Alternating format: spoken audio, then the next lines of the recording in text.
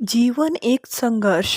जो मुस्कुरा रहा है उसे दर्द ने पाला होगा। जो चल रहा है उसके पाँव में छाला होगा। बिना संघर्ष के इंसान चमक नहीं सकता। जो जलेगा उसी दिए में उजाला होगा। जीवन की आत्मा है, जितना कठिन संघर्ष होगा उतनी ही शानदार जीत होगी। एक बार एक किसान भगवान से बहुत ही नाराज हो गया। किसान बहुत ही मेहनती था। वह बड़ी मेहनत से खेतों में अनाज उगाता, उसकी देखभाल करता, पर अक्सर उसकी फसल खराब हो जाती। कभी सूखा पड़ जाता, कभी बाढ़ आ जाती, कभी तेज धूप, कभी तेज आंधी, कोई ना कोई कारण बन ही जाता और उसकी फसल खराब हो जाती। एक दिन उस किसान ने गुस्से में आकर आसमान की ओर देखकर भगवान को कहा, हे ईश्वर, लोग आपको सर्वज्ञाता मानते हैं। मानता हूँ कि आप सब जानते हो। कहते हैं कि आपकी इच्छा के बिना एक भी पत्ता नहीं हिलता। मुझे तो लगता है कि आप छोटी से छोटी बात भी नहीं जानते। आपको तो ये भी नहीं पता कि खेती बाड़ी कैसे करते हैं। अगर जानते होते तो हर समय बाढ़, आंधी, तूफान जो आते वो कभी नहीं आते। आप नहीं जानते कि हम किसानों को कितना नुकसान उठाना पड़ता है। अगर आप मेरे हाथ में शक्ति दो तो मैं जैसा चाहूँ वैसा मौसम कर दूं।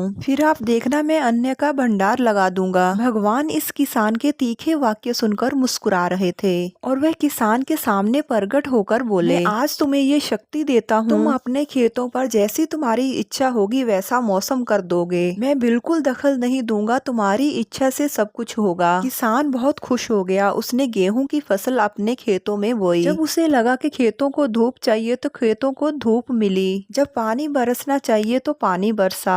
आंधी, तूफान, बाढ़, उसने कुछ भी अपने खेतों में नहीं आने दिए। किसान के खेत में इस वर्ष ऐसी फसल हुई जैसे पहले कभी नहीं हुई थी। हरी भरी लहराती फसल देख के किसान मन ही मन में बहुत खुश हो गया। सोचने लगा कि अब सबूत के साथ दिखाऊंगा भगवान को। इसे कहते हैं शक्ति का सही उपयोग। मेरी सफलता देखकर उन्हें अपने नियम जरूर बदलने पड़ेंगे। कुछ दिन गुजरे, फसल कटने को तैयार हो गई। किसान बहुत ही उत्सुकता के साथ फसल को काटने लगा, पर जैसे ही उसकी नजर गेहूं की बालियों पर गई, अपना सिर पीट लिया और रोने चिल्लाने लगा। वह दुखी हो गया और भगवान को रोते हुए फिर से पुकारा, हे प्रभु, तुमने मेरे साथ क्या किया? तुमने मुझे ये कौन सी सजा दी? भगवान बोले, पुत्र, ये तो होना ही था। तुमने पौधों को संघर्ष करने का मौका ही कहाँ दिया। ना ही तुमने उसे आंधियों से जूझने दिया, ना ही तेज बारिश को सहने दिया और ना ही तेज धूप में तपने दिया। एक भी चुनौती का सामना तुमने उन्हें नहीं करने दिया। इसलिए सारे पौधे अंदर से खोखले रह गए। जब आंधी, तूफान, तेज बारिश और धूप पड़ती है तभी ये पौधे अपने अस्तित्व को बचाने के लिए संघर्ष करते हैं। और इसी संघर्ष से एक बल पैदा होता है जिसमें शक्ति होती है, ऊर्जा होती है। यही शक्ति और ऊर्जा तुम्हारे गेहूं के दानों को मजबूती देती है। तुमने कठिन परिस्थितियों में इन्हें गुजरने ही नहीं दिया जहाँ उनके अस्तित्व का जन्म होता है। सारी बालियां इसलिए खाली हैं और इसमें एक भी गेहूं का दाना नहीं है क्योंकि तुमने अपनी फसल को संघर्ष कराया ही नहीं। याद रखिए, सोना तभी बनता है जब में आग में तपता है, गलता है और हथौड़े से पिटता है और इतने संघर्ष से गुजरता है। एक कोयले का टुकड़ा तभी हीरा बनता है जब वह उच्च